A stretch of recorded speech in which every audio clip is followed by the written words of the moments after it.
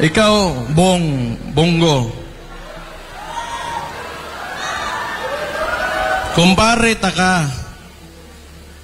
Pero kung alam ko lang pala na magkakaganito, yung mga tao, yung nagboto kami, mga Dabawinyo, nagboto kami sa Imuhabong.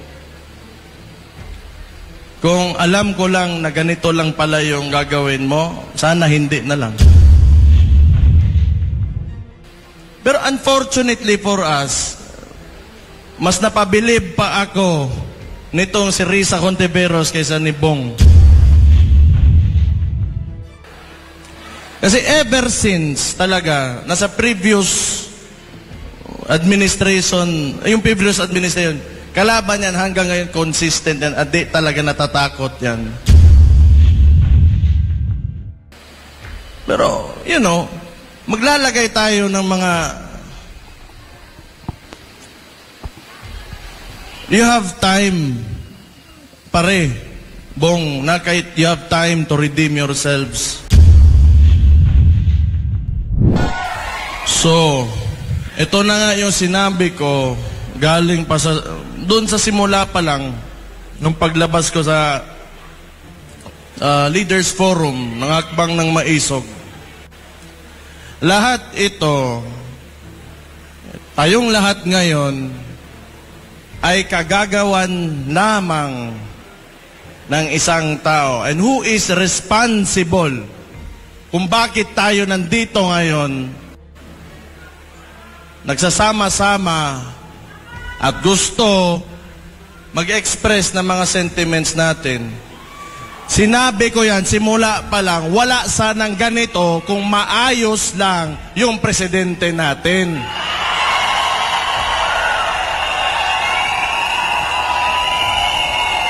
Pero, nagulat ako ngayon kasi walang mga dump truck, mga dump truck. Hindi nila kinaya yung mga Kapampangan. Putang ina, tunay na maisog yung Kapampangan.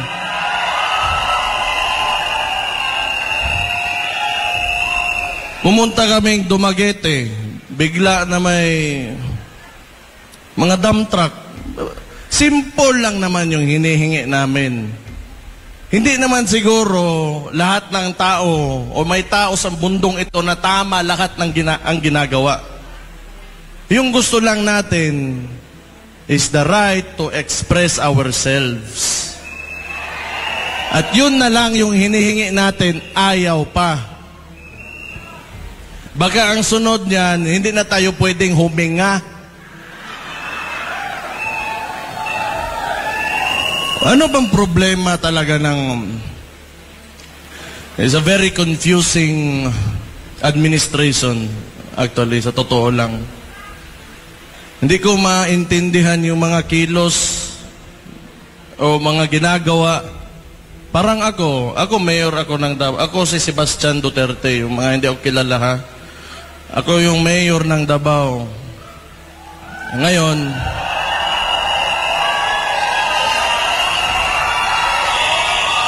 wala pa akong sinasabi. Sandali lang, pagsalitain nyo naman ako.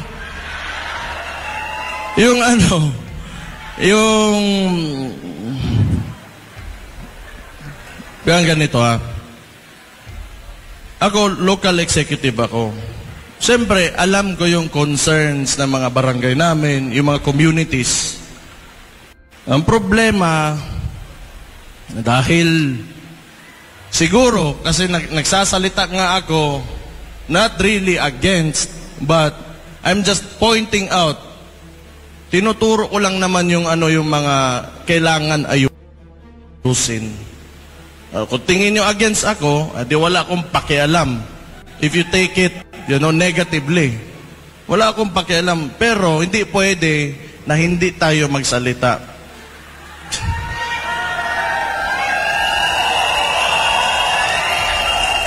Yung hindi ito rule of a single person.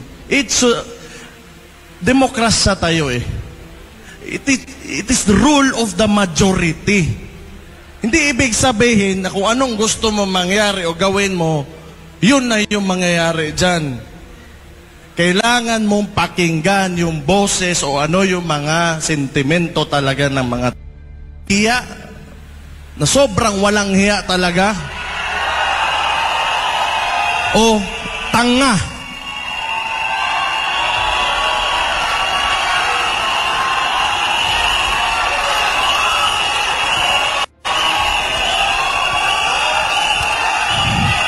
Kung gusto nila na sila-sila lang, sabihin na natin, marami naman paraan yan.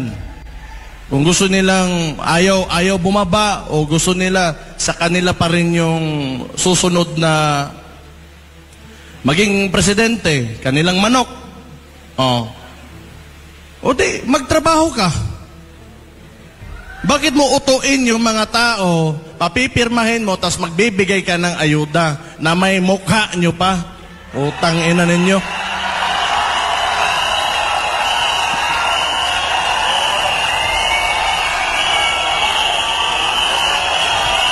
That is also one reason kung bakit, alam nyo, nandito talaga ako. Because I do not agree yung traditional politics talaga. I'm sorry kung maraming matatamaan. Ako, mayor man din ako. Andyan din yung picture ko. But it's time for us to move on. Hindi ibig sabihin, may bigas dyan, nandyan yung mukha mo, sa kanya yan. Pera ng tao yan. Putang ina.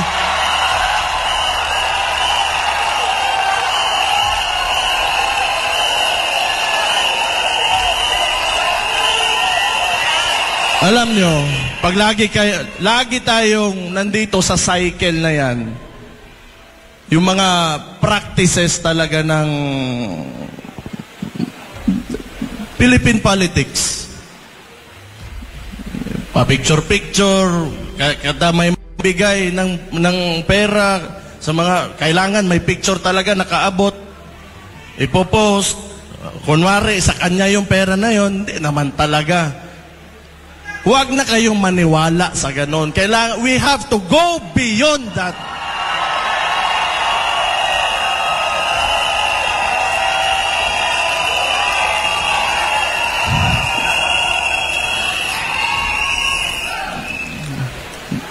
Pero palagay ko ngayon, parang nahiya, nawala na yung mukha ni...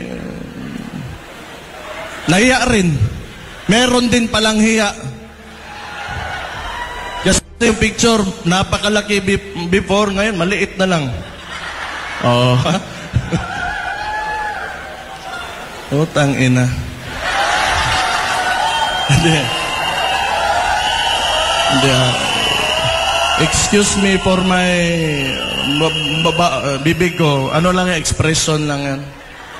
It's a frustration actually. That's why. Dapat ito lang talaga, balik ako sa People's Initiative. Utuin mo yung mga tao. Kasi yung takbo pa ng... may Senate hearing man yun. Senator Amy Marcos was there. Nakita talaga, may findings talaga na nangyari yon, na niloloko nila yung mga tao.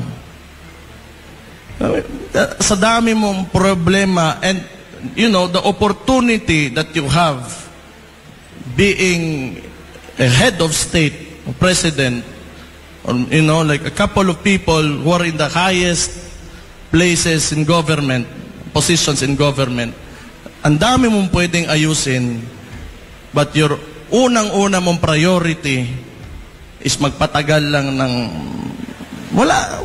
wala pa ka magpakita ka naman ng kahit may ginawa ka lang. Wala talaga. Tingin nila, yung buhay ng Pilipino, ganun lang kadali. Na parang monarkiya talaga. Gusto ko, today, I will become the king, and this lady will become the queen, and all of, nasa lahat ng baba namin, kontrolado namin. Sira ulo, putang ina.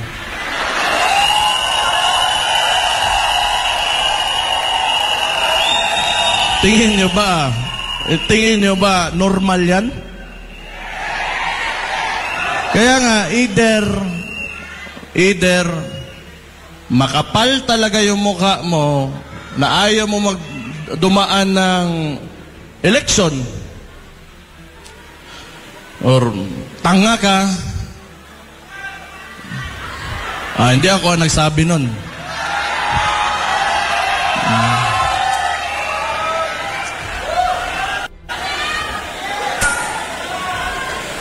O tapos ngayon, siyempre pumalag yun kami. May mga ibang probinsya din. Yung si Governor Hubahib ng Davao del Norte. So, nagparalisa doon. Anong ginawa ng mga gago? Sinuspende. Actually, I'm really surprised kung bakit hindi pa ako suspended ngayon.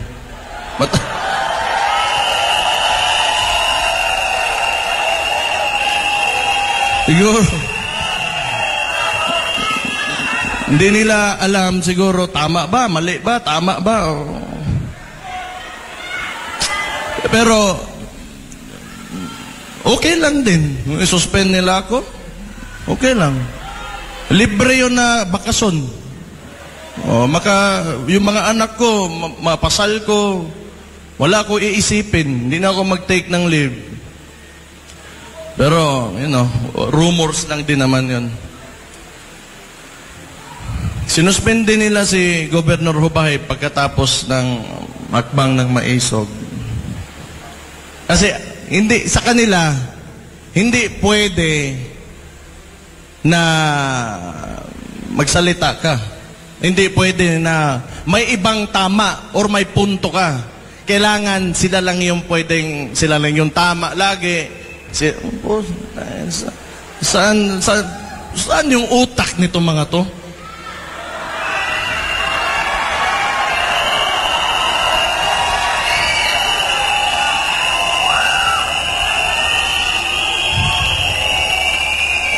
Pumunta kami ng Bulacan.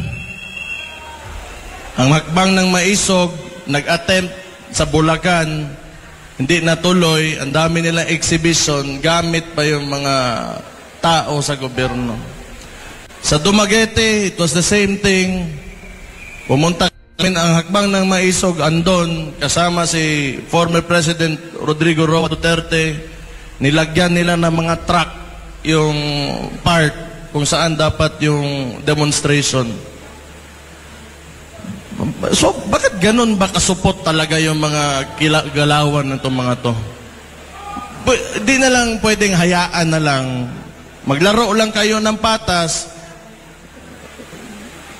Sumatotal, wala man talagang masasaiyo ang lahat nitong mundong ito. Walang ganun. Walang ganun. Kung sabihin mo, napakagaling mo, may isa talaga, 2 tao dyan na will disagree with you. And hindi pumapasok sa utak nila. Kaya nga, hindi ko sobrang extreme yung thought process ng mga tao na ito. Pagkatapos Dumaguete, so kailangan naming lumabas, lumipat, yung mga tao naglakad pabunta sa ibang part kung saan tinuloy yung demonstration. So pahihirapan katalaga nito nila. Pagkatapos naman, yung malala sa Tacloban, ginawa nila, naglagay pa rin ng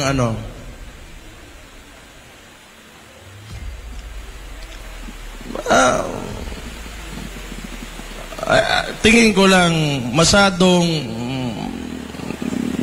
may insecurity itong administration na ito.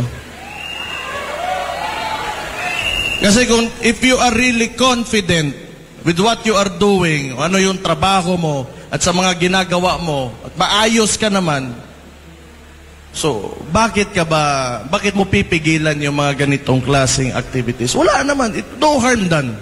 Nagsasalita lang naman, and it is our constitutional right to express ourselves.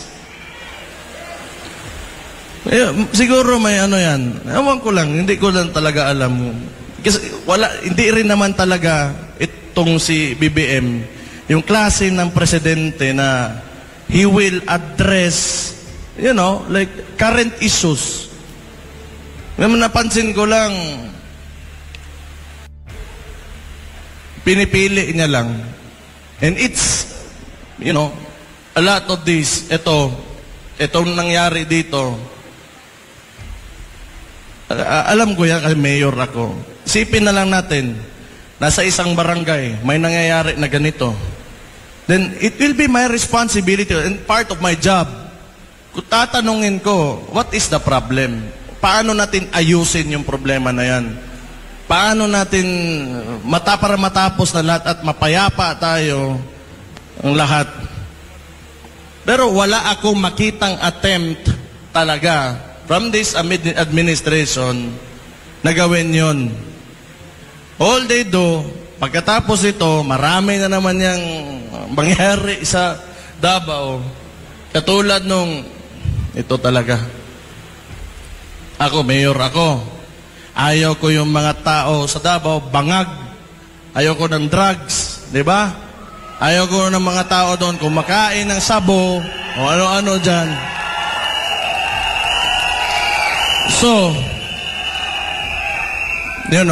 wala naman talagang sinabi ko, I'm declaring war on drugs. This city is against drugs. O, anong ginawa nila? Nirelieve nila 36 ka pulis. Wala naman ako inutusan. Tanga talaga.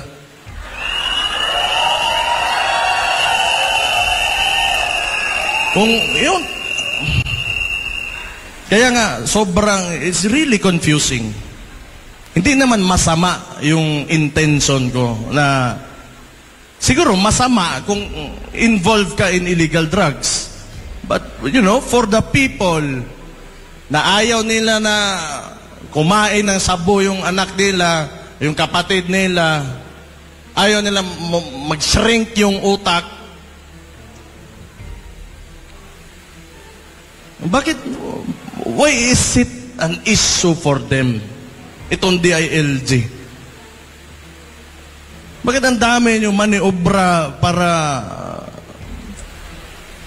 Pakialam nyo ba kung yan yung platform ng Davao City? Ayaw namin talaga ng droga.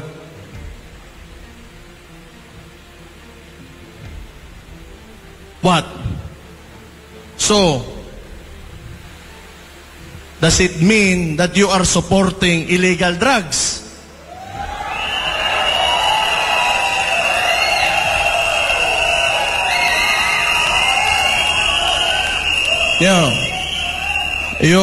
The declaration on war on drugs is because I am concerned of the welfare of the Davaoenos.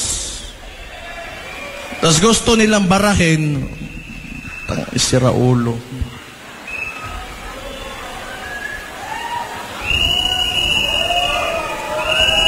Ang daming, tapos read, eto pa, ang nangyari doon, yung ginawa nila sa property ni Pastor Kibuloy,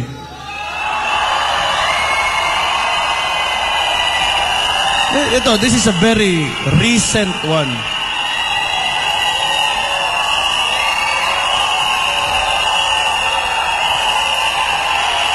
Makinig kayo. Dali lang.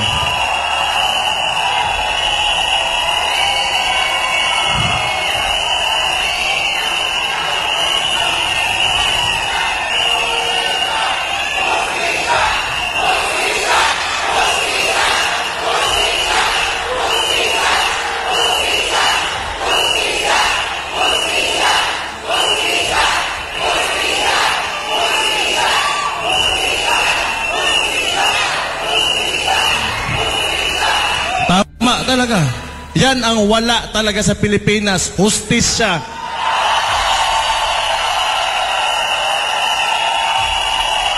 Mr. President, pakinggan mo yung mga tao mo.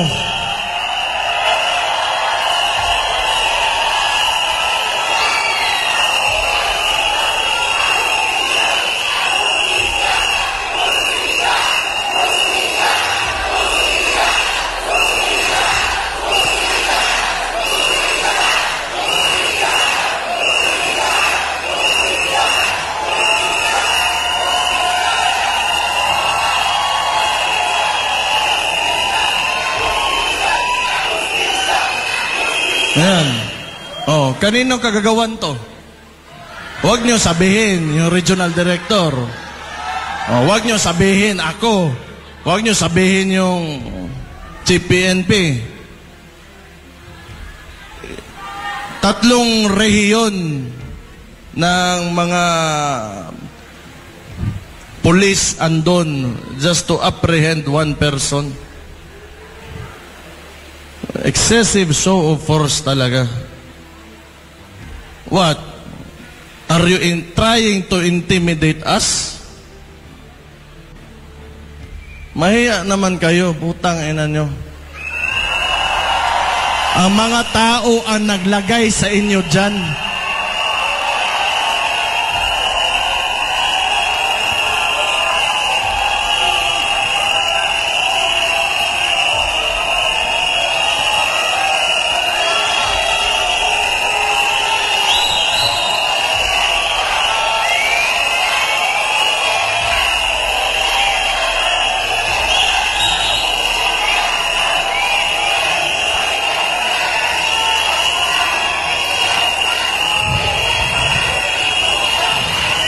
Tapos ngayon, ang ginawa nila, imagine this.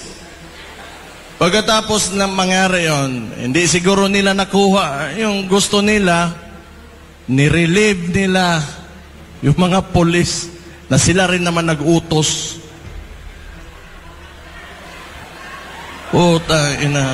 Sira ulo talaga.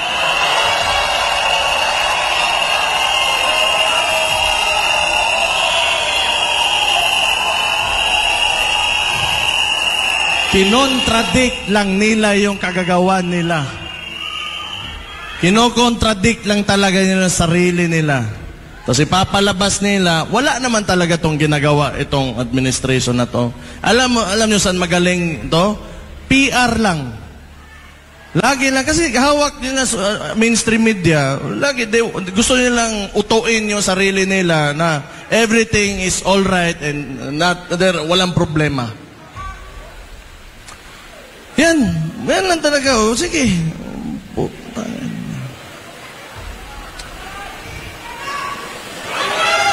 Tapos gusto pa ng...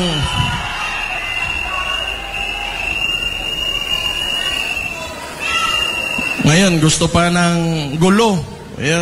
With China.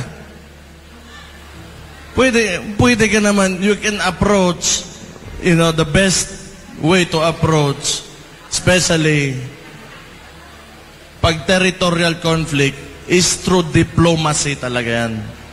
Sino ba naman gusto nga makipagpatayan ka dyan? Nagsalita na nga yun dito kanina. Andito yun, di ba? Yung fisherman natin na galing na sa kanya sa sarili nilang press conference at sinabi sa mukha nila talaga na noon nakakapagpangisda pa sila doon, ngayon mas nahihirapan sila. Huwag niyo sabihin, bayad yun.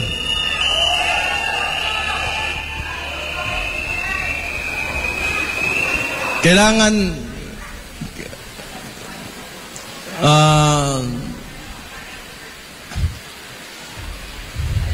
may naalala lang ako. Buti pa kayo, mga ordinaryong Pilipino, mga Kapampangan, at saka yung mga dumayo dito. Hindi kayo takot.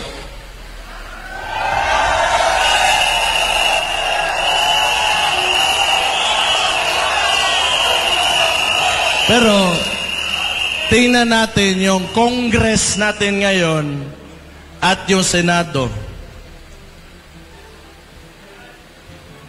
May maisog ba? Ni isa wala. Sabagay, mga lehislatura, mukhang pera talaga yung mga yan. Sana wag lang sila magalit kasi totoo naman. Mukhang pera na. Hindi siguro lahat, pero mukhang pera yung mga yan. Kasi power, the legislative body is the power of the purse. Diyan dumadaan lahat ng pera eh.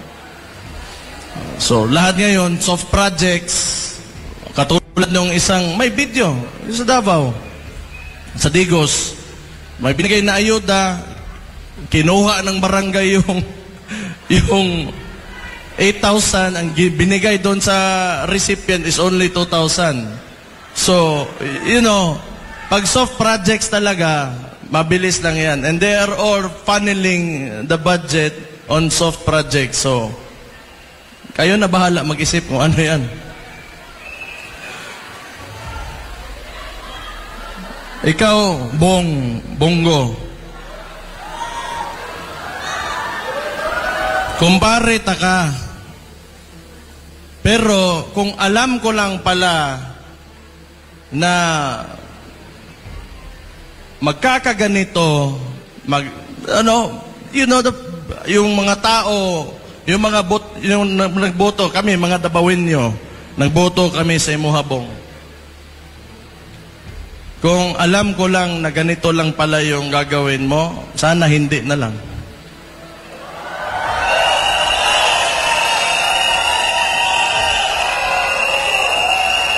Sa totoo lang, ako, yung iniidolo ko talagang senador, si Miriam Defensor Santiago, the late Miriam. Purya hisgot lang kasi wala na yung tao, pero iniidolo ko talaga. Yun talaga yung hero ko. Pero unfortunately for us, mas napabilib pa ako nitong si Risa Contiveros kaysa ni Bong. Kasi ever since talaga, nasa previous administration, kalaban yan hanggang ngayon consistent yan, at di talaga natatakot yan.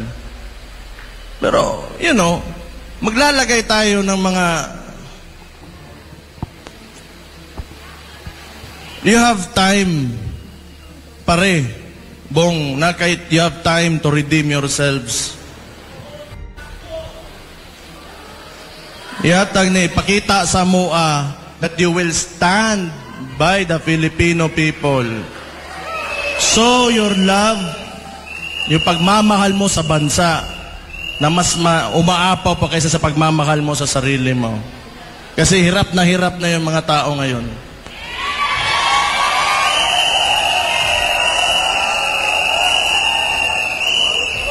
Ikaw ba naman, promisan ka ng 20 pesos na bigas? Typical na ano talaga, textbook na scam.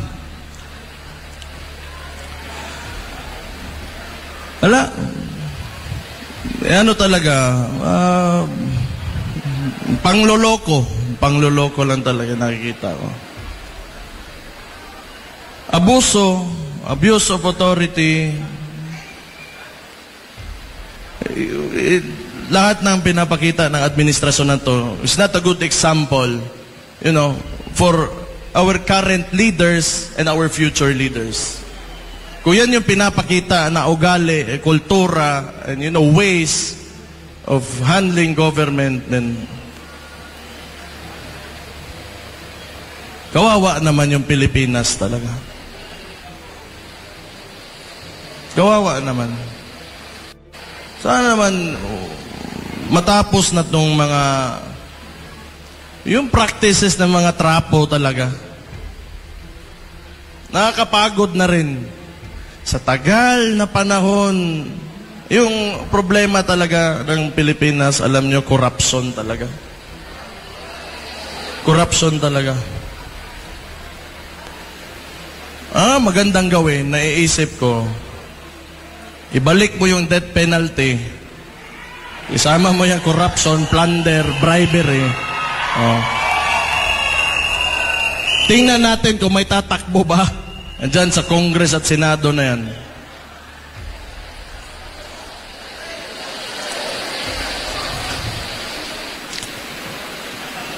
Kung nakikita nga, mga elected officials, ikaw yung boses ng tao eh. And you're in a national position. And you should be saying something. Especially when it's very clear, kitang-kita na ng lahat, you know, the atrocities of what the administration is doing. And you should say something. Wala. Di, tayo na lang. Kaya pa?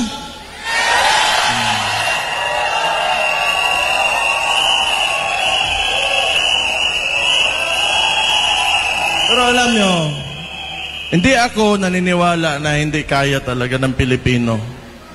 Kailangan lang talaga may faith lang kayo, may paniniwala lang kayo na maiangat talaga natin yung bansa natin.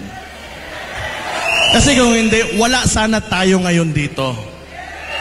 Kasi mas gusto pa natin na mas maganda pa talagang kinabukasan para sa ating lahat, sa bawat Pilipino. And thank you for being with me tonight dito sa Pampanga, sa Hakbang ng Maisog.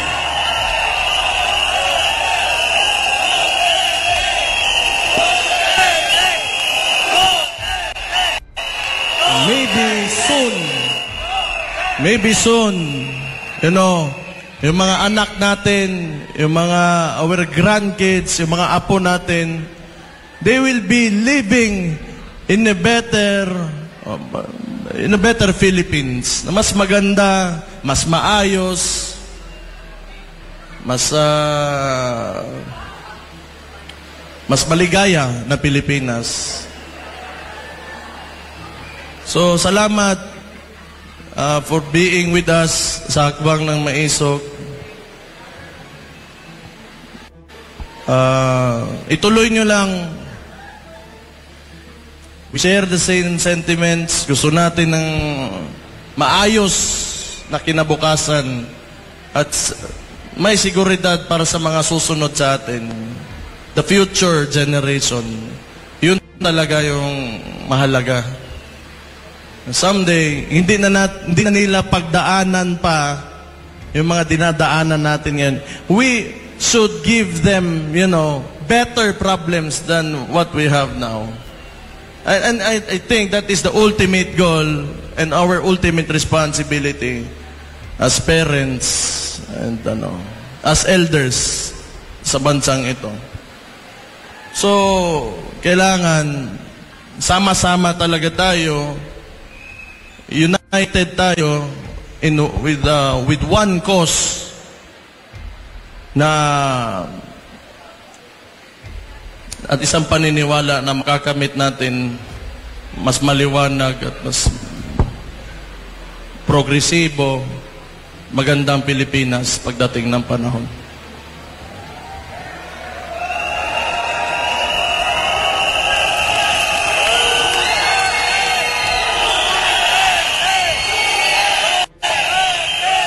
Ako, nagkakaroon lang din ako ng pag-asa dahil nandyan din kayo. Hindi rin kayo, huwag kayo mawawalan ng pag-asa.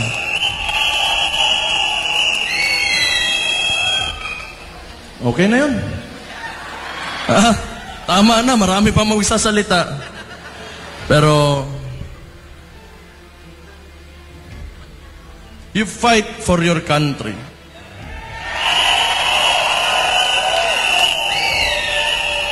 Because as it seems now, nobody is, kundi tayo lang mga tao na nandito sa mababa lang.